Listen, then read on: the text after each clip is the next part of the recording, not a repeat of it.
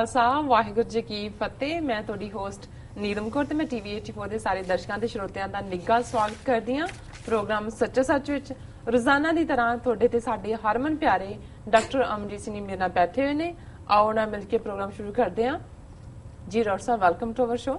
Thank you very much. जी doctor साहब, आज 2 ਸਤੰਬਰ 2015 17 ਭਾਦੂ ਨਾਨਕਸ਼ਾਹੀ ਸੰਮਤ 547 ਦਾ ਦਿਨ ਹੈ ਤੇ ਹੁਣ ਅਸੀਂ ਪ੍ਰੋਗਰਾਮ ਦੀ ਸ਼ੁਰੂਆਤ ਕਰਦੇ ਹਾਂ ਅੱਜ ਦੀਆਂ ਅਹਿਮ ਘਟਨਾਵਾਂ ਨਾਲ। ਡਾਕਟਰ ਸਾਹਿਬ, ਅੱਜ ਅਸੀਂ ਅਹਿਮ ਘਟਨਾਵਾਂ ਵਾਲਾ ਬਕਸਾ ਬੰਦ ਤੇ ਅੱਜ ਅਸੀਂ ਆਪਣੇ ਦਰਸ਼ਕਾਂ ਦੀਆਂ ਈਮੇਲਸ ਨੂੰ ਪਹਿਲ ਦਿੰਨੇ। ਠੀਕ ਹੈ। ਕਿਉਂਕਿ ਬਹੁਤ ਸਾਰਿਆਂ ਨੇ ਸ਼ਿਕਾਇਤ ਕੀਤੀ ਹੈ ਕਿ ਅੱਗੇ ਸਾਡੀ ਕਦੇ ਨਾ ਕਦੇ ਵਾਰੀ ਆ ਜਾਂਦੀ ਸੀ, ਹੁਣ ਤੁਸੀਂ ਸਾਨੂੰ ਬਾਹਰ ਕੱਢ ਦਿੱਤਾ ਆਪਣੇ ਪ੍ਰੋਗਰਾਮ ਚੋਂ ਜੀ। ਸੋ ਐਸਾ ਨਹੀਂ ਹੈ। ਇੱਕ ਤਾਂ ਬਹੁਤ ਸਾਰੀਆਂ ਈਮੇਲਸ ਜਾਂ ਫੇਸਬੁੱਕ ਮੈਸੇजेस ਜਾਂ ਅਪਲੋਡਡ YouTube ਦੇ ਉੱਤੇ ਕਮੈਂਟ ਰਿਪੀਟ ਹੁੰਦੇ ਨੇ ਜੀ। ਸੋ ਸਾਡਾ ਯਤਨ ਹੁੰਦਾ ਹੈ ਕਿ ਟੌਪਿਕ ਅਲੱਗ-ਅਲੱਗ ਜੇ ਹੋਣ ਤੇ ਉਹਨਾਂ ਨੂੰ ਅਸੀਂ ਜ਼ਰੂਰ ਐਡ ਕਰਦੇ ਹਾਂ, ਪਰ ਫਿਰ ਵੀ ਕਿਉਂਕਿ ਸ਼ੁਰੂ ਦੇ ਵਿੱਚ ਅਸੀਂ ਆਲਮੋਸਟ ਹਰ ਛੋਟੇ ਕਮੈਂਟ ਨੂੰ ਵੀ ਐਡ ਕਰ ਲੈਂਦੇ ਸੀ, ਸੋ ਅੱਜ ਅਸੀਂ ਕੋਸ਼ਿਸ਼ ਕਰਾਂਗੇ ਜਿੰਨੀਆਂ ਵੱਧ ਤੋਂ ਵੱਧ ਈਮੇਲਸ ਅਸੀਂ ਪੜ੍ਹ ਸਕੇ ਜੀ ਡਾਕਟਰ ਸਾਹਿਬ ਉਹਨਾਂ ਨੂੰ ਅਸੀਂ ਸ਼ਾਮਲ ਕਰਾਂਗੇ। ਸੋ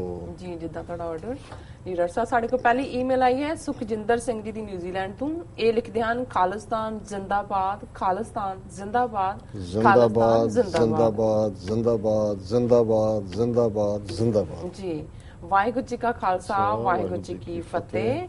ਡਾਕਟਰ ਸਾਹਿਬ ਅਤੇ ਭੈਣ ਨੀਲਮ ਕੌਰ ਜੀ, ਮੇਰੇ ਦਿਮਾਗ ਵਿੱਚ ਇੱਕ ਸਵਾਲ ਬਾਰ-ਬਾਰ ਉੱਠਦਾ ਰਹਿੰਦਾ ਹੈ ਕਿ ਭਗਵੰਤ ਮਾਨ ਪ੍ਰਭਾਵਸ਼ਾਲੀ ਸਪੀਚਾਂ ਦੇ ਕੇ ਲੋਕਾਂ ਨੂੰ ਬਾਦਲ ਦੀ ਕਰਪਟ ਰਾਜਨੀਤੀ ਤੋਂ ਜਾਗਰੂਕ ਕਰਵਾ ਕੇ ਪੰਜਾਬ ਤੋਂ ਆਪ ਪਾਰਟੀ ਨੂੰ 4 ਸੀਟਾਂ ਜਿਤਵਾਉਂਦਾ ਹੈ। ਇਸ ਦਾ ਮਤਲਬ ਪੰਜਾਬ ਦੇ ਲੋਕ ਨਵੀਂ ਪਾਰਟੀ ਦੀ ਗੱਲ ਸੁਣਨਾ ਚਾਹੁੰਦੇ ਨੇ। ਦੂਜਾ, ਲੋਕ ਅਕਾਲੀ ਸਰਕਾਰ ਤੋਂ ਤੰਗ ਆਏ ਹੋਏ ਨੇ।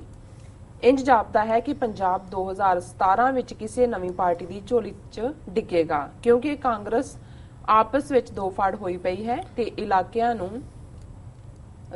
ਇਕੱਲਿਆਂ ਨੂੰ ਕੋਈ ਚਾਹੁੰਦਾ ਨਹੀਂ। ਫਿਰ ਕਿਉਂ ਨਹੀਂ ਸਿੱਖ ਜਥੇਬੰਦੀਆਂ ਆਪਸ ਵਿੱਚ ਰਲ ਕੇ ਇੱਕ ਪਾਰਟੀ ਕਿਉਂ ਨਹੀਂ ਬਣਾਉਂਦੀਆਂ? For example, Akali the Amritsar United Akali Dal ਤੇ ਹੋਰ ਸਿੱਖ ਦੀਆਂ ਜਥੇਬੰਦੀਆਂ, ਜੇ ਇਹ ਲੋਕ ਆਪਸ ਵਿੱਚ ਇਕੱਠੇ ਹੋ ਕੇ 2017 ਲਈ ਇੱਕ ਪ੍ਰਭਾਵਸ਼ਾਲੀ ਪ੍ਰਚਾਰ ਕਰਨ ਤਾਂ ਮੈਨੂੰ ਲੱਗਦਾ ਹੈ ਕਿ ਕੁਝ ਨਾ ਕੁਝ ਸਫਲਤਾ ਹੱਥ ਲੱਗੇਗੀ। ਕਿਉਂਕਿ ਜੇ ਪੰਜਾਬੀਆਂ ਨੂੰ ਉਹਨਾਂ ਦੇ ਹੱਕ ਬਾਰੇ ਜਾਗਰੂਕ ਕੀਤਾ ਜਾਵੇ ਤਾਂ ਉਹਨਾਂ ਨੂੰ ਕੋਈ ਵੀ ਖਰੀਦ ਨਹੀਂ ਸਕਦਾ। ਇਸ ਦੀ ਐਗਜ਼ਾਮਪਲ ਆਪ ਪਾਰਟੀ ਨੂੰ ਮਿਲੀਆਂ 4 ਸੀਟਾਂ ਤੋਂ ਪਤਾ ਲੱਗਦਾ ਹੈ।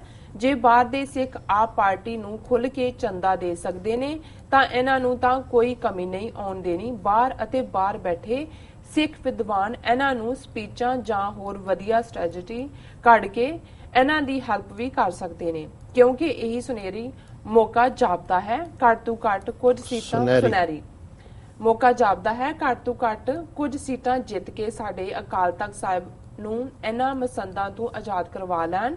ਪਰ ਇੱਕ ਗੱਲ ਅਖੀਰ ਤੇ ਇਹ ਕਹਿਣਾ ਚਾਹੁੰਦਾ ਹਾਂ ਕਿ ਇੱਕ ਸਮਾਂ ਹੁੰਦਾ ਸੀ ਜਦੋਂ ਸਿੱਖ ਕਹਿੰਦੇ ਸੀ ਕਿ ਪਹਿਲਾਂ ਮੈਂ ਸ਼ਹੀਦ ਹੋਣਾ, ਨਹੀਂ ਪਹਿਲਾਂ ਮੈਂ ਸ਼ਹੀਦ ਹੋਣਾ, ਪਰ ਹੁਣ ਤਾਂ ਪਹਿਲਾਂ ਮੈਂ ਕੁਰਸੀ ਲੈਣੀ ਹੈ, ਨਹੀਂ ਪਹਿਲਾਂ ਮੈਂ ਕੁਰਸੀ ਲੈਣੀ ਹੈ। ਇਹਨਾਂ ਦਾ ਤਾਂ ਇਕੱਠੇ ਹੋਣਾ ਲੱਗਦਾ ਮੁਸ਼ਕਲ ਹੈ, ਪਰ ਇਹਨਾਂ ਤੋਂ ਆਸ ਜ਼ਰੂਰ ਰੱਖੀ ਹੈ। ਵੀਡੀਓ ਦਾ ਲਿੰਕ ਜ਼ਰੂਰ ਭੇਜ ਦੇਣਾ। ਵਾਹਿਗੁਰੂ ਜੀ ਕਾ ਖਾਲਸਾ ਵਾਹਿਗੁਰੂ ਜੀ ਕੀ ਫਤਿਹ। ਜੀ ਡਾਕਟਰ ਸਾਹਿਬ, ਵੀਰ ਸੁਖਜਿੰਦਰ ਸਿੰਘ ਜੀ ਦਾ ਬਹੁਤ-ਬਹੁਤ ਸ਼ੁਕਰੀਆ, ਉਹਨਾਂ ਨੇ ਸਾਨੂੰ ਨਿਊਜ਼ੀਲੈਂਡ ਤੋਂ ਲਿਖਿਆ ਜੀ। ਅੱਜ ਹੀ ਸਾਡੇ ਸਟੂਡੀਓ 'ਚ ਇਤਿਹਾਸਕਾਰ ਔਰ ਚਿੰਤਕ ਸਰਦਾਰ ਅਜਮੇਰ ਸਿੰਘ, ਜਿਹੜੇ ਕਿ ਮਿਹਨਤ ਨਾਲ ਖੁਦ ਬਣੇ ਨੇ ਇਤਿਹਾਸਕਾਰ। ਉਹਨਾਂ ਨੇ ਕੋਈ ਇਹ ਨਹੀਂ ਹੈ ਕਿ ਉਹਨਾਂ ਦੀ ਕੋਈ ਫਾਰਮਲ ਐਜੂਕੇਸ਼ਨ ਇਸ ਫੀਲਡ ਦੀ ਸੀ, ਪਰ ਇੰਜੀਨੀਅਰਿੰਗ ਦੀ ਪੜ੍ਹਾਈ ਛੱਡ ਕੇ ਇੱਕ ਜ਼ਮਾਨੇ 'ਚ ਉਹ ਨਕਸਲਬਾੜੀ ਲਹਿਰ ਦੇ ਵਿੱਚ ਆਏ, ਕਈ ਸਾਲ ਰੂਪੋਸ਼ ਰਹੇ। ਜੂਨ 84 ਨੇ ਜਿੱਥੇ ਬਹੁਤ ਸਾਰਿਆਂ ਨੂੰ ਬਦਲਿਆ, ਉੱਥੇ ਕੁਝ ਜਿਹੜੇ ਬੜੇ ਹਾਰਡਕੋਰ ਨਕਸਲਾਈਟ ਜਾਂ ਖੱਬੇ ਪੱਖੀ ਵੀ ਸੀ ਜਿਨ੍ਹਾਂ ਨੇ ਪੂਰੀ ਤਨਦੇਹੀ ਨਾਲ ਮੂਵਮੈਂਟ 'ਚ ਹਿੱਸਾ ਲਿਆ ਸੀ, ਉਹਨਾਂ 'ਚ ਵੀ ਤਬਦੀਲੀ ਹੋਈ। ਅਜਮੇਰ ਸਿੰਘ ਉਹਨਾਂ 'ਚੋਂ ਇੱਕ ਸਨ ਜੀ। ਔਰ ਉਹਨਾਂ ਨੇ ਇਹ ਸਾਰੇ ਪੀਰੀਅਡ 'ਚ ਫਿਰ ਖੁਦ ਜਿੱਥੇ ਮੁਤਾਲਿਆ ਕੀਤਾ ਸਾਰੇ ਬੀਤੇ ਦੇ ਇਤਿਹਾਸ ਦਾ, ਅੱਜ ਦੇ ਚੈਲੰਜਸ ਦਾ, ਭਵਿੱਖ ਦੇ ਵਿੱਚ ਕਿਵੇਂ ਕੋਈ ਚੀਜ਼ ਜਿਹੜੀ ਹੈ ਉਸ ਨੂੰ ਹਾਸਲ ਕਰਨ ਦੇ ਲਈ ਕਿਉਂ ਜਿਹੜਾ ਹੈ ਉਹ ਸੈਟਅਪ ਹੋਣਾ ਚਾਹੀਦਾ ਹੈ ਔਰ ਕੀ ਅੱਜ ਸਾਡੀਆਂ ਕਮੀਆਂ ਨੇ। ਸੋ ਉਹਨਾਂ ਦੀਆਂ 4-5 ਪੁਸਤਕਾਂ ਇਹਨੇ ਜਿਹੜੀਆਂ ਨੇ ਮਾਰਕੀਟ ਦੇ ਵਿੱਚ ਆਈਆਂ ਬੇਸ਼ੱਕ ਮੁੱਢਲੀਆਂ ਕਿਤਾਬਾਂ ਦੇ ਵਿੱਚ ਜੇ ਕੋਈ ਕਨਫਿਊਜ਼ਨ ਵੀ ਸੀ ਜਾਂ ਕੁਝ ਚੀਜ਼ਾਂ ਬਾਰੇ ਘੱਟ ਸੀ ਕਲੈਰਿਟੀ, ਪਰ ਜਿਉਂ-ਜਿਉਂ ਉਹ ਕਿਉਂਕਿ ਗਿਆਨ ਦੀ ਪਿਆਸ ਹੈ ਉਹਨਾਂ ਨੂੰ, ਔਰ ਜਿਉਂ-ਜਿਉਂ ਉਹ ਸਾਰਿਆਂ ਨੂੰ ਸਮਝਦੇ ਗਏ ਤਿਉਂ-ਤਿਉਂ ਉਹ ਇੰਪਰੂਵ ਕਰਦੇ ਗਏ। ਔਰ ਹੁਣ ਜਿਹੜੀ ਉਹਨਾਂ ਦੀ ਲੇਟੈਸਟ ਕਿਤਾਬ ਸਿੱਖਾਂ ਦੀ ਸਿਧਾਂਤਕ ਘੇਰਾਬੰਦੀ, ਭਾਵੇਂ ਮੈਨੂੰ ਅਜੇ ਪੜ੍ਹਨ ਦਾ ਮੌਕਾ ਨਹੀਂ ਮਿਲਿਆ, ਅੱਜ ਹੀ ਉਹਨਾਂ ਨੇ ਪ੍ਰੈਜ਼ੈਂਟ ਕੀਤੀ ਹੈ, ਮੈਂ ਉਸ ਨੂੰ ਪੜ੍ਹਾਂਗਾ ਜ਼ਰੂਰ। ਲੇਕਿਨ ਇੱਕ ਗੱਲ ਜ਼ਾਹਰ ਹੈ ਕਿ ਇਸ ਵੇਲੇ ਜਿੱਥੇ ਅਸੀਂ ਇਸ ਸਾਰੇ ਦੌਰ ਚੋਂ ਗੁਜ਼ਰ ਰਹੇ ਹਾਂ, ਜਿੱਥੇ ਪੰਜਾਬ ਦੇ ਵਿੱਚ ਬਹੁਤ ਸਾਰੀ ਜਿਹੜੀ ਤਬਦੀਲੀ ਹੈ ਉਸ ਦਾ ਮੁਕਾਮ ਵੀ ਹੈ ਪਰ ਮਾਯੂਸੀ ਵੀ ਹੈ। ਔਰ ਉਹਨਾਂ ਦੇ ਨਾਲ ਜਦੋਂ ਇਸ ਤੋਂ ਪਹਿਲਾਂ ਕਿ ਮੈਂ ਇਸ ਈਮੇਲ ਨੂੰ ਰਿਸਪੌਂਡ ਕਰਾਂ, ਮੈਂ ਉਹਨਾਂ ਦਾ ਨਾਮ ਵੀ ਬਿਗਨਿੰਗ 'ਚ ਇਸ ਲਈ ਲਿਆ ਕਿ 1 ਘੰਟੇ ਦਾ ਜਿਹੜਾ ਪੂਰਾ ਫੁੱਲ ਫਲੈਜਡ ਇੰਟਰਵਿਊ ਉਹਨਾਂ ਦੇ ਨਾਲ 9 ਤੋਂ 10 ਵਜੇ ਵਾਲੇ ਸਲੋਟ ਦੇ ਵਿੱਚ ਹੋਏਗਾ।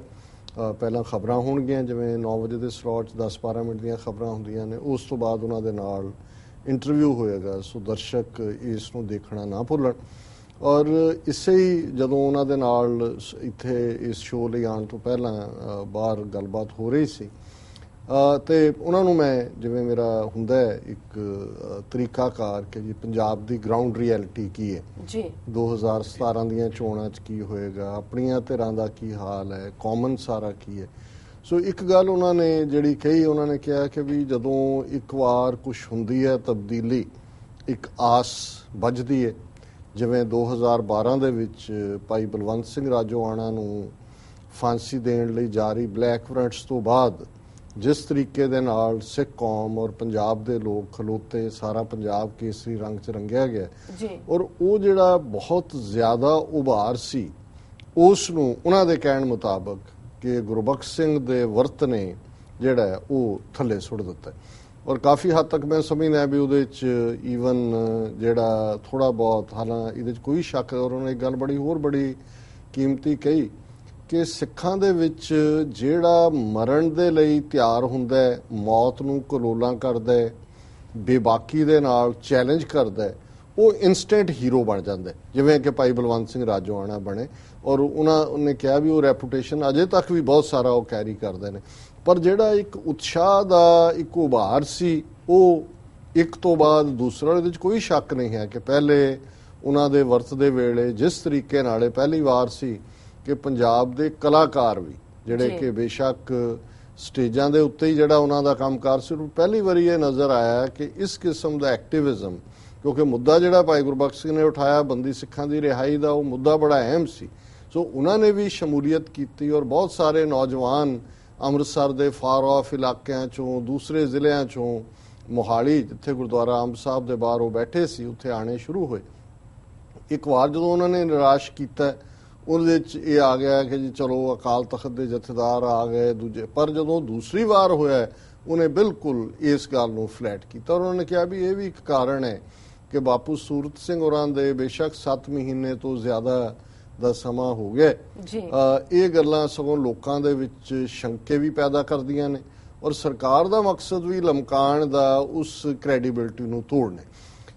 ਜਿਹੜੀ ਗੱਲ ਦੂਸਰੀ ਉਹਨਾਂ ਨੇ ਕਹੀ ਔਰ ਜਿਹੜੀ ਇਸ ਡਿਸਕਸ਼ਨ ਲਈ ਵੀ ਰੈਲੇਵੈਂਟ ਹੈ, ਉਹਨਾਂ ਨੇ ਕਿਹਾ ਵੀ ਲੋਕਾਂ ਦੇ ਵਿੱਚ ਇਹਦੇ 'ਚ ਕੋਈ ਸ਼ੱਕ ਨਹੀਂ ਹੈ ਵੀ ਬਾਦਲ ਨੇ ਆਪਣੇ ਲੈਵਲ ਤੇ ਜਿਸ ਤਰੀਕੇ ਨਾਲ ਗ੍ਰਾਸ ਰੂਟ ਤੇ ਹਮੇਸ਼ਾ ਕਨੈਕਸ਼ਨ ਬਣਾ ਕੇ ਰੱਖੇ ਨੇ, ਜਿਹੜੇ ਨੌਜਵਾਨ ਨੇ ਜਾਂ ਦੂਜੇ, ਉਹ ਸੁਖਬੀਰ ਦਾ ਚਾਰਜ ਹੈ, ਭਾਵੇਂ ਡਰੱਗਸ ਰਾਹੀਂ, ਭਾਵੇਂ ਅਹੁਦੇ ਵੰਡ ਕੇ, ਭਾਵੇਂ ਕੋਈ ਹੋਰ ਤਰੀਕਿਆਂ ਰਾਹੀਂ, ਕਰਪਟ ਪ੍ਰੈਕਟਿਸਿਸ ਰਾਹੀਂ, ਉਹਨਾਂ ਨੂੰ ਨਾਲ ਜੋੜਿਆ ਹੋਇਆ ਤੇ ਇਹ ਲੋਕਾਂ ਦਾ ਉਭਾਰ ਹੀ ਸੀ। ਜਿਵੇਂ ਵੀਰ ਸੁਖਜਿੰਦਰ ਸਿੰਘ ਨੇ ਕਿਹਾ ਕਿ ਪੰਜਾਬ ਦੇ ਵਿੱਚ 4 ਜਿਹੜੀਆਂ ਪਾਰਲੀਮੈਂਟ ਸੀਟਾਂ, ਨਾ ਸਿਰਫ 4 ਸੀਟਾਂ ਜਿੱਤੀਆਂ, ਜਿਹੜੀਆਂ ਬਾਕੀਆਂ ਵੀ ਉਹਨਾਂ ਨੇ ਲੂਜ਼ ਵੀ ਕੀਤੀਆਂ ਸੀ, ਉਹਦੇ 'ਚ ਜਿਹੜਾ 2-2, 3-3 ਲੱਖ ਵੋਟਾਂ ਉਹ ਲੈ ਗਏ ਸੀ।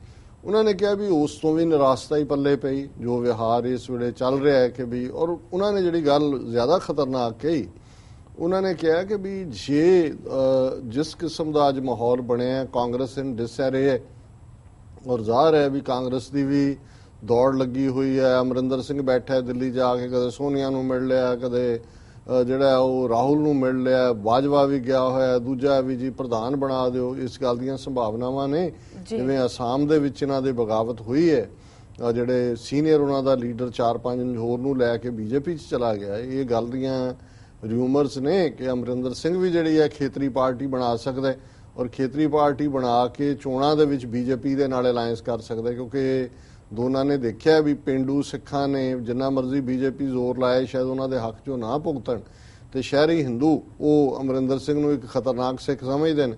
ਉਧਰ ਉਹਨਾਂ ਨੇ ਨਹੀਂ ਭੁਗਤਣਾ ਜੇ ਅਮਰਿੰਦਰ ਬੀਜੇਪੀ ਵੀ ਜੁਆਇਨ ਕਰੇ। ਸੋ ਇੱਕ ਤਬਕੇ ਦਾ ਇਹ ਖਿਆਲ ਹੈ ਕਿ ਜੇ ਅਮਰਿੰਦਰ ਸਿੰਘ ਨੂੰ ਇਹਨਾਂ ਨੇ ਕੋਈ ਉਹਦੇ ਠੂਠੇ 'ਚ ਨਾ ਪਾਇਆ ਜਿਹੜਾ ਕਿ ਉਹ ਪ੍ਰਧਾਨਗੀ ਲੱਭਦਾ, ਤੇ ਫਿਰ ਇਸ ਗੱਲ ਦੀਆਂ ਸੰਭਾਵਨਾਵਾਂ ਵੀ ਨੇ ਕਿ ਬੀਜੇਪੀ ਨਾਲ ਅਲਾਈਅੰਸ ਕਰਕੇ ਉਹ ਆਪਣੀਆਂ ਚੋਣਾਂ ਵੱਲ ਜਾ ਸਕਦਾ। ਪਰ ਕੁੱਲ ਮਿਲਾ ਕੇ ਜਿਹੜੀ ਸਿਚੁਏਸ਼ਨ ਹੈ, ਔਰ ਉਹਨਾਂ ਦਾ ਕਹਿਣਾ ਸੀ ਸਰ ਅਜਮੇਰ ਸਿੰਘ ਹੋਰਾਂ ਦਾ ਕਿ ਇਹ ਈਵਨ ਜਿਹੜੇ ਪੰਜਾਬ ਦੇ ਲੋਕ ਨੇ ਬਾਈ ਡਿਫਾਲਟ ਜੇ ਦੂਜੀ ਕੋਈ ਧਿਰ ਨਹੀਂ ਹੈ ਤੇ ਉਹ ਦੁਬਾਰਾ ਬਾਦਲ ਅਕਾਲੀ ਦਲ ਦੇ ਖਾਤੇ 'ਚ ਜਾ ਸਕਦੇ ਨੇ। ਔਰ ਮੈਂ ਇਸ ਗੱਲ ਨੂੰ ਨਕਾਰਦਾ ਨਹੀਂ ਹੈ, ਕਿਉਂਕਿ ਇਹ ਠੀਕ ਹੈ ਕਿ ਲੋਕਾਂ ਦੇ ਵਿੱਚ ਜਿਹੜੀ ਆਵਾਜ਼ੇ ਖਲਕਤ ਹੈ ਉਹ ਤੋਏ ਤੋਏ ਹੈ ਜੀ। ਬਹੁਤ ਮਾੜਾ ਗੁੰਡਾਗਰਦੀ, ਕੱਲ ਦੀ ਟ੍ਰਿਬਿਊਨ ਦੀ ਸੀ ਹੈਡਲਾਈਨ ਕਿ ਜੇ ਹੁਣ ਸਤਲੁਜ ਦੇ ਵਿੱਚ ਪਾਣੀ ਚੜਿਆ ਹੋਇਆ ਤੇ ਜਿਹੜੀ ਉਹ ਦੂਸਰਾ ਸਾਰਾ ਮਾਫੀਆ ਹੈ ਰੇਤੇ ਵਾਲਾ, ਦੂਜਾ ਉਹ ਛੋਟੇ ਛੋਟੇ ਛੱਪੜਾਂ ਔਰ ਛੋਟੇ ਛੋਟੇ ਦਰਿਆਵਾਂ ਔਰ ਦੂਜਿਆਂ ਦੇ ਕੰਢੇ ਜਿਹੜੇ ਨੇ ਉਹੀ ਕੰਮ ਉਹਨਾਂ ਨੇ ਸ਼ੁਰੂ ਕੀਤਾ ਹੋਇਆ। ਸੋ ਇਹ ਸਾਰਾ ਹੀ ਪੈਟਰਨਾਈਜ਼ਡ ਹੈ ਇਸ ਲੈਵਲ ਤੇ। ਪਰ ਆਪਣੀਆਂ ਤਰ੍ਹਾਂ ਦੀ ਗੱਲ ਕਰਦੇ ਆ, ਜਿਵੇਂ ਉਹਨਾਂ ਨੇ ਕਿਹਾ ਕਿ ਜੀ ਜੇ ਇਹ ਤਬਦੀਲੀ ਆਪਣੀਆਂ ਜਿਹੜੇ ਕਿਉਂ ਨਹੀਂ ਕਰ ਸਕਦੇ। ਹਾਲਾਂਕਿ ਉਹਨਾਂ ਨੇ ਅਖੀਰ 'ਚ ਇਹ ਵੀ ਕਿਹਾ ਕਿ ਵੀ ਇਹ ਕੋਈ ਸ਼ੱਕ ਨਹੀਂ ਹੈ ਵੀ ਆਪਣਿਆਂ ਨੇ ਇਕੱਠੇ ਨਹੀਂ ਹੋਣਾ, ਔਰ ਉਹਨਾਂ ਨੇ ਕਿਹਾ ਜੇ ਹੋ ਜਾਣ ਫਿਰ ਚੰਦੇ ਦੀ ਵੀ ਕਮੀ ਨਹੀਂ ਰਹੇਗੀ, ਬਾਹਰਲੇ ਸਿੱਖ ਮਦਦ ਕਰਨਗੇ, ਇੱਥੋਂ ਜਿਹੜਾ ਹੈ ਉਹਨਾਂ ਦੀ ਹੋਰ ਵੀ ਜਿਹੜੀ ਹੈ ਮਦਦ ਹੋ ਸਕਦੀ ਹੈ ਜਿਹਦੇ 'ਚ ਉਹਨਾਂ ਨੂੰ ਸਟ੍ਰੈਟਜੀ ਬਣਾ ਕੇ ਦੇਣਾ ਜਾਂ ਦੂਸਰਾ ਦੇਣਾ ਜੀ। ਔਰ ਉਹਨਾਂ ਨੇ ਕਿਹਾ ਕਿ ਵੀ ਇਹ ਵੀ ਜਿਵੇਂ ਸਫਲਤਾ ਇਹਨੂੰ APP ਨੂੰ ਮਿਲੀ, ਇਹ ਵੀ ਆਪਣੇ ਆਪ 'ਚ ਸਬੂਤ ਸੀ ਕਿ ਜੀ ਪੰਜਾਬੀਆਂ ਨੂੰ ਕੋਈ ਖਰੀਦ ਨਹੀਂ ਸਕਦਾ। ਹਾਲਾਂਕਿ ਚਲੋ ਮੈਂ ਤਾਂ ਇਹਨੂੰ ਇਹ ਸਮਝਦਾ ਵੀ ਲੋਕਾਂ ਨੇ ਇੱਕ ਵਾਰ ਕਾਂਗਰਸ ਔਰ ਬਾਦਲ ਅਕਾਲੀ ਦਲ ਦੋਨਾਂ ਦੇ ਵਿੱਚ ਡਿਸਟਰਸਟ ਦਿੱਤਾ ਹੈ, ਪਰ ਕਿਉਂਕਿ ਸਾਡੀਆਂ ਧਿਰਾਂ ਉੱਥੇ ਤੀਜੀ ਧਿਰ ਵਜੋਂ ਨਾ ਉਦੋਂ ਉੱਭਰੀਆਂ, ਔਰ ਹੁਣ ਬੇਸ਼ੱਕ ਇਹ ਜਿਹੜਾ ਭੋਗ ਇਹਨਾਂ ਦੇ ਸਤਵਿੰਦਰ ਸਿੰਘ ਭੋਲੇ ਦੀ ਯਾਦ 'ਚ ਹਸਨਪੁਰ ਪਿੰਡ 'ਚ ਪਿਆ ਹੈ, ਉਸ ਬਾਰੇ ਇਹ ਗੱਲ ਸਾਹਮਣੇ ਆਈ ਕਿ ਉੱਥੇ ਜਿੰਨੇ ਇਕੱਠੇ ਹੋਏ ਉਹਨਾਂ ਨੇ ਕਿਹਾ ਬਾਪੂ ਨੇ ਕਿ ਭਾਈ ਸਾਰੇ ਇਕੱਠੇ ਹੋ ਇੱਕ ਧਿਰ ਬਣੇ ਜੀ। ਸਰ ਸਿਮਰਨਜੀਤ ਸਿੰਘ ਮਾਨ ਹੋਰਾਂ ਦੇ ਹਵਾਲੇ ਨਾਲ ਵੀ ਇਹ ਸਟੇਟਮੈਂਟ ਆਈ ਹੈ ਕਿ ਉਹਨਾਂ ਨੇ ਕਿਹਾ ਜੀ ਮੈਂ ਇਕੱਠੇ ਹੋ ਕੇ ਤੁਰਨ ਨੂੰ ਤਿਆਰ ਹਾਂ, ਸਾਰੇ ਜਿਹੜਾ ਜੁਆਇਨ ਕਰੀਏ। ਸੋ ਜੇ ਕੋਈ ਇਸ ਕਿਸਮ ਦਾ ਬਣ ਜਾਂਦਾ ਹੈ ਤਾਂ ਬਹੁਤ ਮਿਹਨਤ ਕਰਨੀ ਪਏਗੀ, ਕਿਉਂਕਿ ਇੱਕ ਗੱਲ ਜਿਹੜੀ ਉਹ ਜ਼ਾਹਰ ਹੈ ਕਿ ਲੋਕਾਂ 'ਚ ਇੱਕ ਵਾਰ ਈਵਨ ਸਾਡੀਆਂ ਧਿਰਾਂ ਦਾ ਵੀ ਵਿਸ਼ਵਾਸ ਹਿੱਲਿਆ ਹੋਇਆ, ਕਿਉਂਕਿ ਅਸੀਂ ਰਿਪੀਟਡਲੀ ਬਾਰ-ਬਾਰ ਲੋਕਾਂ ਦੀਆਂ ਆਸਾਂ ਤੇ ਪੂਰੇ ਨਹੀਂ ਉਤਰੇ। ਲੋਕ ਚਾਹੁੰਦੇ ਨੇ ਕਿ ਭਾਈ ਇਕੱਠੇ ਹੁੰਦੇ, ਪਰ ਚਲੋ ਅਸੀਂ ਇਹ ਸਮਝਦੇ ਹਾਂ ਕਿ ਵੀ ਜੇ 2017 ਦੀਆਂ ਚੋਣਾਂ ਤਾਂ ਆਉਣ ਜਾਣ ਵਾਲੀ ਚੀਜ਼ ਹੈ, ਜੇ ਆਪਣੀਆਂ ਧਿਰਾਂ ਇੱਕ ਮਜ਼ਬੂਤ ਫਰੰਟ ਬਣਾ ਲੈਂਦੀਆਂ ਨੇ ਆਪਣੀ ਹਉਮੈ ਨੂੰ ਛੱਡ ਕੇ ਔਰ ਇਸ ਮੁੱਦੇ ਨੂੰ ਰੱਖ ਕੇ ਕਿ ਵੀ ਅਲਟੀਮੇਟਲੀ ਅਸੀਂ ਪੰਜਾਬ ਦੇ ਵਿੱਚ ਲੋਕਾਂ ਨੂੰ ਅਕਾਲੀਆਂ ਔਰ ਕਾਂਗਰਸ ਤੋਂ ਇਲਾਵਾ ਚੋਇਸ ਦੇਣੀ ਹੈ, ਤੇ ਇਹ ਬੜੀ ਹਾਂ ਪੱਕੀ ਗੱਲ ਹੋਏਗੀ। ਔਰ ਮੈਂ ਸਮਝਦਾ ਵੀ ਇਹੀ ਉਹਨਾਂ ਨੇ ਅਖੀਰ 'ਚ ਇਸ ਗੱਲ ਦਾ ਕਿਉਂ ਨਹੀਂ ਐਵੇਂ ਹੁੰਦਾ। ਉਹਨਾਂ ਨੇ ਕਿਹਾ ਜੀ ਕਿ ਵੀ ਅੱਗੇ ਇੱਕ ਵਕਤ ਸੀ ਕਿ ਸਿੱਖਾਂ ਦੇ ਵਿੱਚ ਇਹ ਹੁੰਦਾ ਸੀ ਕਿ ਮੈਂ ਪਹਿਲੇ ਸ਼ਹੀਦ ਹੋਣਾ, ਹੁਣ ਵੀ ਰਿਹਾ ਜੇ ਭਾਈ ਦਿਲਾਵਰ ਸਿੰਘ ਭਾਈ ਰਾਜੋਆਣਾ ਦੇ ਹਵਾਲੇ ਨਾਲ, ਪਰ ਉਹ ਇੱਕ ਬਰੀਫ ਪੀਰੀਅਡਸ ਜਿਹੜੇ ਓਵਰਗਰਾਊਂਡ ਪੋਲੀਟੀਕਲ ਪਾਰਟੀਜ਼ ਨੇ ਉਹਦੇ 'ਚ ਤੇ ਦੌੜ ਇਹੀ ਹੈ ਕਿ ਮੈਂ ਕੁਰਸੀ ਲੈਣੀ ਹੈ, ਮੈਂ ਕੁਰਸੀ ਲੈਣੀ ਹੈ। ਸੋ ਉਹਨਾਂ ਨੇ ਕਿਹਾ ਕਿ ਭਾਈ ਜੇ ਆਪਸ 'ਚ ਇਕੱਠੇ ਹੋ ਜਾਣ, ਕੋਈ ਨਾ ਕੋਈ ਇਸ ਕਿਸਮ ਦਾ ਧੁਰਾ ਬਣ ਜਾਏ ਕਿ ਅਕਾਲ ਤਖਤ ਨੂੰ ਆਜ਼ਾਦ ਕਰਵਾਉਣਾ ਔਰ ਉਸ ਸਾਰੇ 'ਚੋਂ ਇਹਨਾਂ ਮਸੰਦਾਂ ਤੋਂ ਛੁਟਕਾਰਾ ਹੋਏ। ਨਹੀਂ ਤਾਂ ਇਹਦੇ 'ਚ ਕੋਈ ਸ਼ੱਕ ਨਹੀਂ ਹੈ ਵੀ ਜਿਸ ਲੈਵਲ ਤੱਕ ਅੱਜ ਡੀਜਨਰੇਸ਼ਨ ਹੈ ਜੀ, ਡੀਮੋਰਲਾਈਜੇਸ਼ਨ ਹੈ, ਮਤਲਬ ਜਿਸ ਕਿਸਮ ਦੀ ਬਦ ਅਖਲਾਕੀ ਹੈ, ਲੋਕਾਂ ਦਾ ਮਨੋਬਲ ਟੁੱਟਿਆ ਹੋਇਆ।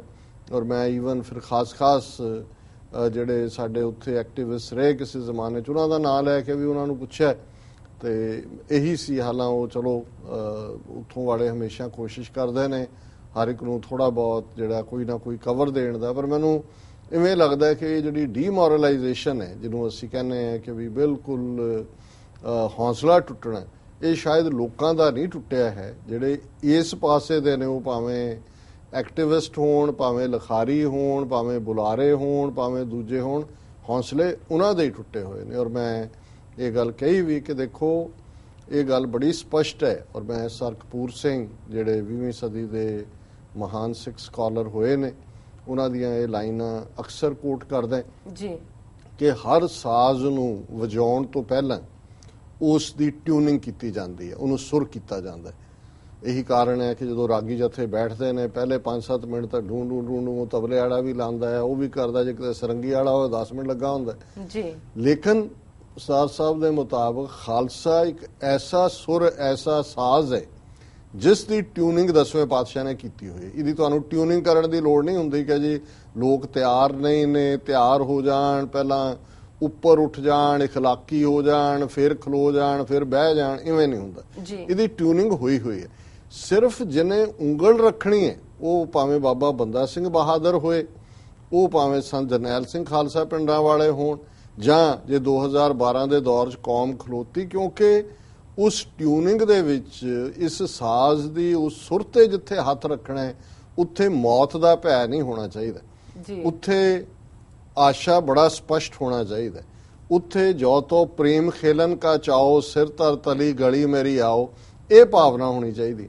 ਤੇ ਜਦੋਂ ਹੀ ਫਿਰ ਇਸ ਕਿਸਮ ਦੀ ਉਂਗਲ, ਇਸ ਕਿਸਮ ਦਾ ਪੋਟਾ ਉਸ ਸਾਜ਼ ਦੇ ਉੱਤੇ ਟਿਕਦੇ ਤੇ ਫਿਰ ਇਹ ਸਾਜ਼ ਗੁੰਜਾਰਾ ਪਾ ਦਿੰਦਾ ਹੈ। ਫਿਰ ਕੇਸਰੀ ਕਾਫਲਾ ਹੋਏ, ਸੀਸ ਤੜੀ ਤੇ ਰੱਖ ਕੇ ਆਉਣ ਵਾਲੇ ਹੋਣ, ਖਾਲਿਸਤਾਨ ਜ਼ਿੰਦਾਬਾਦ ਵਾਲੇ ਹੋਣ, ਜੇਲਾਂ ਭਰਨ ਵਾਲੇ ਹੋਣ, ਇਹ ਕੋਈ ਛੋਟੀ ਗੱਲ ਨਹੀਂ ਹੈ। ਔਰ ਮੈਂ ਈਵਨ 47 ਤੋਂ ਬਾਅਦ, ਹਾਲਾਂ ਜਿਵੇਂ ਸਰ ਕਪੂਰ ਸਿੰਘ ਨੇ ਕਦੇ ਮਾਸਟਰ ਤਾਰਾ ਸਿੰਘ ਨੂੰ, ਜਿਹਦੇ 'ਚ ਉਹਨਾਂ ਦਾ ਗਲਤ ਰੋਲ ਵੀ 47 ਦੌਰ ਦਾ ਉਭਾਰਿਆ, ਕਿਤੇ ਕਿਤੇ ਉਹਨਾਂ ਨੇ ਇਹ ਵੀ ਕਿਹਾ ਕਿ ਮੱਚ ਮੈਲਾਈਂਡ ਮਾਸਟਰ ਤਾਰਾ ਸਿੰਘ, ਕਿ ਵੀ ਮੱਚ ਮੈਲਾਈਂਡ ਹੁੰਦਾ ਜਿਹਨੂੰ ਲੋੜ ਤੋਂ ਜ਼ਿਆਦਾ ਕਰਸ ਕੀਤਾ ਗਿਆ।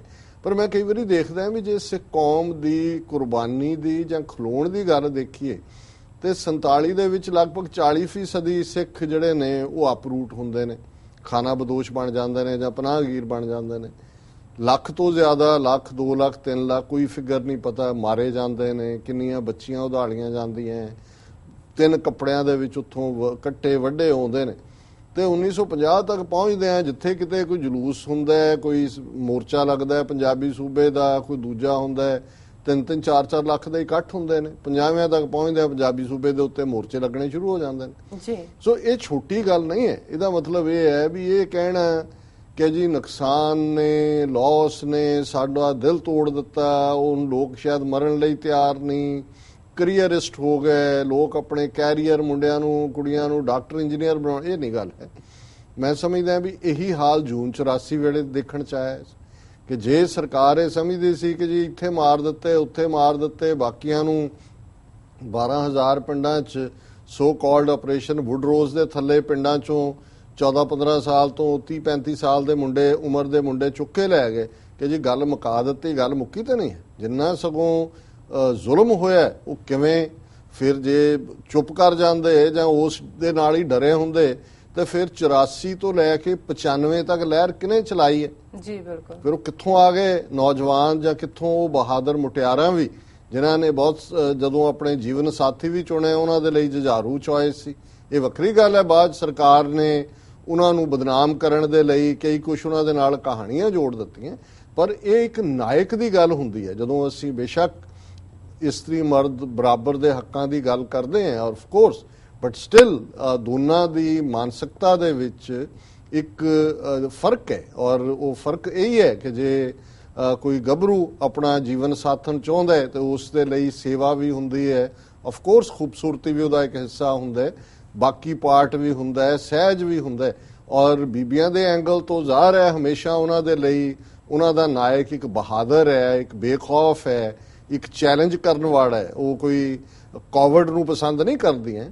ਸੋ ਉਹ ਸਾਰੇ ਪਾਰਟਸ ਅਸੀਂ ਦੇਖਦੇ ਹਾਂ। ਬੇਸ਼ੱਕ ਇਸ ਰੋਲ ਨੂੰ ਅੱਜ ਮੈਂ ਜਦੋਂ ਟੱਚ ਵੀ ਕਰ ਰਿਹਾ ਤਾਂ ਬਹੁਤ ਸਾਰੀਆਂ ਥਾਵਾਂ ਦੇ ਉੱਤੇ ਤਾਂ ਠੀਕ ਹੈ ਆਉਂਦਾ ਹੈ ਜੀ, ਰਮਿੰਦਰ ਸਿੰਘ ਟੈਣੀ, ਉਹਨਾਂ ਦੀ ਸਿੰਘਣੀ ਨਾਲ ਮੁਕਾਬਲਾ ਕੀਤਾ, ਜੂਝੇ ਕਿਹਨਾਂ ਹਾਲਾਤਾਂ 'ਚ ਬੀਬੀਆਂ ਨੇ। ਪਰ ਬੀਬੀਆਂ ਦਾ ਵੀ ਇਸ ਲਹਿਰ ਦੇ ਵਿੱਚ ਬਹੁਤ ਵੱਡਾ ਯੋਗਦਾਨ ਰਿਹਾ। ਉਹ ਭਾਵੇਂ ਕਿਸੇ ਹਵਾਲੇ ਨਾਲ ਜਿੱਥੋਂ ਤੱਕ ਵੀ ਉਹ ਹੋ ਸਕਦਾ ਸੀ ਉਹਨਾਂ ਨੇ ਰੋਲ ਅਦਾ ਕੀਤੇ, ਨਹੀਂ ਤਾਂ ਘਰਾਂ 'ਚੋਂ ਇਵੇਂ ਨੌਜਵਾਨ ਬੱਚੇ ਜਾਂ ਦੂਜੇ ਮਾਵਾਂ ਦਾ ਜੇ ਰੋਲ ਨਾ ਹੁੰਦਾ, ਔਰ ਉਹਨਾਂ ਹਾਲਾਤਾਂ 'ਚ ਵੀ ਪਤਾ ਵੀ ਹੁੰਦਾ ਸੀ ਪੁਲਿਸ ਕਿਵੇਂ ਟਾਰਚਰ ਕਰਦੀ ਹੈ, ਮਾਵਾਂ ਨੂੰ ਜਿਹੜੀ ਹੈ ਉਹ ਕਿਵੇਂ ਜ਼ਲੀਲ ਕਰਦੀ ਹੈ, ਉਹਨਾਂ ਦੀਆਂ ਸਿੰਘਣੀਆਂ ਦੇ ਨਾਲ, ਭੈਣਾਂ ਦੇ ਨਾਲ ਕੀ ਵਾਪਰਦਾ। ਤੇ ਜੇ ਉਸ ਸਭ ਨੂੰ ਸਹਾਰਨ ਵਾਲੇ ਯੂਥ ਜਾਂ ਉਸ ਥਾਂ ਦੇ ਉੱਤੇ ਸਾਰਾ ਪਾਰਟ ਸੀ, ਹੁਣ ਉਹ ਕਿਤੇ ਗਾਇਬ ਹੋ ਗਏ। ਮੈਂ ਸਮਝਦਾ ਜੇ ਕਮੀ ਹੈ, ਔਰ ਮੈਂ ਬੇਸ਼ੱਕ ਸਾਰੇ ਸ਼ਾਇਦ ਮੇਰੇ ਇਸ ਐਨਾਲਿਸਿਸ ਨਾਲ ਸਹਿਮਤ ਨਾ ਹੋਣ, ਮੈਂ ਸਮਝਦਾ ਵੀ ਸਾਡੀਆਂ ਧਿਰਾਂ ਜਿਹੜੀਆਂ ਨੇ ਜਾਂ ਜਿਹੜੇ ਖਾਲਿਸਤਾਨ ਦੀ ਗੱਲ ਕਰਨ ਵਾਲੇ ਜਾਂ ਜਿਨ੍ਹਾਂ ਨੇ ਕਦੇ ਹਥਿਆਰ ਵੀ ਚੁੱਕੇ ਖਾਲਿਸਤਾਨ ਦੇ ਨਾਂ ਤੇ, ਜਿਹੜੇ ਉਹਨਾਂ ਚੋਂ ਅੱਜ ਸਰਵਾਈਵ ਕਰ ਕੀਤੇ ਹੋਏ ਨੇ, ਉਹਨਾਂ ਦਾ ਇੱਕ ਵੱਡਾ ਹਿੱਸਾ ਜਿਹੜਾ ਉਹ ਬੇਮਨ ਹੋ ਗਿਆ, ਜਾਂ ਉਹ ਬੇਈਮਾਨ ਨਹੀਂ, ਬੇਮਨ, ਬੇਦਿਲ ਜੀ, ਉਹ ਜਿਹੜੇ ਨੇ ਹਾਰ ਗਏ ਨੇ ਜਾਂ ਉਹਨਾਂ ਨੇ ਹਾਰ ਮੰਨ ਲਈ ਹੈ। ਅੱਜ ਵੀ ਜਿਹੜਾ ਇਹ ਸਾਜ਼ ਹੈ ਉਵੇਂ ਹੀ ਤਿਆਰ ਹੈ, ਉਸ ਦੇ ਉੱਤੇ ਉਸ ਦੀ ਠੀਕ ਸੁਰ ਤੇ ਉਂਗਲ ਰੱਖਣ ਦੀ ਲੋੜ ਹੈ। ਇਸ ਖਾਲਿਸਤਾਨ ਉਸ ਸਾਜ਼ ਚੋਂ ਖਾਲਿਸਤਾਨ ਦੀਆਂ ਗੁਜ਼ਾਰਾਂ ਨਿਕਲਣਗੀਆਂ ਔਰ ਉਸ ਧਰਤੀ ਦਾ ਖਮੀਰ ਉਹ ਹਮੇਸ਼ਾ ਦੇ ਲਈ ਬਦਲ ਦਿੱਤਾ ਹੋਇਆ। 10ਵੇਂ ਪਾਤਸ਼ਾਹ 10 ਗੁਰੂ ਸਾਹਿਬਾਨ ਦੀ ਉਸ ਧਰਤੀ ਤੇ ਇੰਨੀ ਕਮਾਈ ਹੈ ਔਰ 10ਵੇਂ ਪਾਤਸ਼ਾਹ ਨੇ ਜਿਸ ਤਰੀਕੇ ਦੇ ਨਾਲ ਸਿਰ ਲੈ ਕੇ ਪੰਥ ਦੀ ਫਾਊਂਡੇਸ਼ਨ ਰੱਖੀ ਹੋਈ ਹੈ, ਔਰ ਜਿਹੜਾ ਵੀ ਉਸ ਸਪਿਨ ਦੇ ਨਾਲ ਘੁੰਮੇਗਾ, ਜਿਹੜੀ ਸਪਿਨ ਟੋਟਲ ਕੁਰਬਾਨੀ ਮੰਗਦੀ ਹੈ, ਉਹਦੇ ਚ ਇਫ ਐਂਡ ਬਟ ਨਹੀਂ ਹੈ। ਜਾਨ ਬਚਾ ਕੇ ਜਿਹੜਾ ਹੈ ਉਹ ਆਪਣੇ ਆਪ ਨੂੰ ਤੁਸੀਂ ਕਹੋ ਜੀ ਸਿੱਖਾਂ ਦੇ ਲੀਡਰ ਕੋਈ ਬਣ ਸਕਦਾ ਹੈ ਜਾਂ ਅਗਵਾਈ, ਇਹ ਨਹੀਂ ਹੋਏਗਾ। ਉਹ ਸੁਰ, ਉਹ ਸਪਿਨ ਸੰਤ ਜਰਨੈਲ ਸਿੰਘ ਖਾਲਸਾ ਪਿੰਡਾਂ ਵਾਲਿਆਂ ਨੇ ਉਹ ਡਿਫਾਈਨ ਕਰ ਦਿੱਤੀ ਜੂਨ 84 ਤੋਂ ਬਾਅਦ ਕਿ ਭਾਈ ਇਹ ਰਸਤਾ ਹੈ ਔਰ ਇਹ ਰਸਤਾ ਨਿਡਰਤਾ ਦਾ, ਸ਼ਹਾਦਤ ਦਾ ਔਰ ਇਸ ਗੱਲ ਦਾ ਮੱਦੇਨਜ਼ਰ ਰੱਖ ਕੇ ਕਿ ਭਾਈ ਨਿਸ਼ਾਨੇ ਤੱਕ ਪਹੁੰਚਣਾ, ਪਰ ਮੌਤ ਦਾ ਡਰ ਉਸ ਦੇ ਵਿੱਚ ਨਹੀਂ ਹੋਣਾ ਚਾਹੀਦਾ। ਸੋ ਅਸੀਂ ਆਸ ਕਰਦੇ ਹਾਂ ਜਿਵੇਂ ਸੁਖਜਿੰਦਰ ਸਿੰਘ ਹੋਰਾਂ ਨੇ ਵਿਸ਼ ਕੀਤਾ ਕਿ ਸਾਡੀਆਂ ਧਿਰਾਂ ਇੱਕ ਪਲੇਟਫਾਰਮ ਤੇ ਆ ਜਾਣ, ਹੌਲੀ ਹੌਲੀ ਜਿਹੜਾ ਇਸ ਰਸਤੇ ਨੂੰ ਆਪਣੇ ਨਿਸ਼ਾਨੇ ਵੱਲ ਜਿਹੜਾ ਉਹ ਤੁਰਨ ਦੇ ਲਈ ਪੇਸ਼ਕਦਮੀ ਕਰਨ, ਔਰ ਜ਼ਾਹਰ ਹੈ ਕਿ ਇਹਦੇ ਨਾਲ ਇੱਕ ਉਤਸ਼ਾਹ ਪੈਦਾ ਹੋਏਗਾ। ਔਰ ਜਿੰਨੀ ਕ੍ਰੀਏਸ਼ਨ ਹੈ ਉਹ ਇੰਡੀਵਿਜੂਅਲ ਲਾਈਫ 'ਚ ਹੋਏ, ਕੌਮਾਂ ਦੀ ਜ਼ਿੰਦਗੀ 'ਚ ਹੋਏ, ਉਹ ਐਂਥੂਜ਼ੀਆਜ਼ਮ 'ਚ ਹੁੰਦੀ ਹੈ, ਉਤਸ਼ਾਹ 'ਚ ਹੁੰਦੀ ਹੈ, ਉਹ ਬਿਲਕੁਲ ਉਸ ਫਰੀडम 'ਚ ਹੁੰਦੀ ਹੈ। ਸਾਡੇ ਮਾਤਾ ਜੀ ਇੱਕ ਫਰੇਜ਼ ਇਸਤੇਮਾਲ ਕਰਦੇ ਸੀ ਕਿ ਬੱਝੇ ਕੁੱਤੇ ਸ਼ਿਕਾਰ ਨਹੀਂ ਲੱਗਦੇ। ਸੋ ਜ਼ਾਹਰ ਹੈ ਕਿ ਜਦੋਂ ਤੁਸੀਂ ਜਿਹੜਾ ਕੁੱਤਾ ਜਿਹਨੇ ਸ਼ਿਕਾਰ ਚੜ੍ਹਨਾ ਹੈ, ਜਦੋਂ ਫਰੀडम ਦੇ ਨਾਲ ਉਹ ਛਲਾਂਗ ਮਾਰਦਾ ਹੈ, ਦੂਸਰਾ ਮਾਰਦਾ, ਫਿਰ ਉਹਨੂੰ ਪਤਾ ਹੈ ਵੀ ਸ਼ਿਕਾਰ ਦੇ ਮਗਰ ਕਿੱਥੋਂ ਜਾਣਾ ਹੈ, ਤੇ ਫਿਰ ਉਹ ਸ਼ਿਕਾਰ ਵੀ ਕਰਦਾ ਹੈ। ਤੇ ਜੇ ਹੁਣ ਤੁਸੀਂ ਸੰਗਲ ਨਾਲ ਬੰਨ੍ਹ ਕੇ ਵੀ ਰੱਖਿਆ ਕੁੱਤੇ ਨੂੰ, ਉਹਨੂੰ ਹੁਸ਼ ਕਰੀ ਜਾਓ, ਉਹ ਫਿਰ ਆ ਕੇ ਉੱਥੇ ਕਿੱਲੇ ਥੱਲੇ ਹੀ ਆਏਗਾ। ਸੋ ਮੈਂ ਸਮਝਦਾ ਵੀ ਉਸ ਫਰੀडम ਦੇ ਨਾਲ ਜਿਹੜਾ ਉਹ ਆਜ਼ਾਦੀ ਦੇ ਨਾਲ ਉਹ ਛਲਾਂਗ ਲਾਉਣ ਦੀ ਲੋੜ ਹੈ, ਜਿਹੜੀ ਆਜ਼ਾਦੀ ਦੀ ਹੈ। ਔਰ ਆਜ਼ਾਦੀ ਦੇ ਨਾਲ ਗੱਲ ਕਰਨ ਵਾਲਿਆਂ ਦਾ ਹੋਰ ਹੀ ਹੁੰਦਾ ਪਾਰਟ। ਸੋ ਅਸੀਂ ਇਹਨਾਂ ਦਾ ਵੀਰ ਸੁਖਜਿੰਦਰ ਸਿੰਘ ਜੀ ਦਾ ਸ਼ੁਕਰੀਆ ਅਦਾ ਕਰਦੇ ਹਾਂ ਕਿ ਉਹਨਾਂ ਨੇ ਸਾਨੂੰ ਲਿਖਿਆ। ਜੀ ਡਾਕਟਰ ਸਾਹਿਬ, ਸਾਡੇ ਕੋਲ ਅਗਲੀ ਈਮੇਲ ਆਈ ਹੈ ਮੇਗਰਾ ਸਿੰਘ ਜੀ ਦੀ। ਇਹ ਲਿਖਦੇ ਹਨ, ਸਤਿਕਾਰਯੋਗ ਡਾਕਟਰ ਬ੍ਰੇਕ ਲੈ ਲਓ ਮੇਰਾ ਖਿਆਲ ਹੈ। ਓਕੇ ਡਾਕਟਰ ਸਾਹਿਬ। ਵੀਅਰਸ, ਤੁਸੀਂ ਇਸ ਤਰ੍ਹਾਂ ਬਣੇ ਰਹੋ, ਮਿਲਦੇ ਹਾਂ ਆਫਟਰ ਦਿਸ ਸ਼ਾਰਟ ਬ੍ਰੇਕ।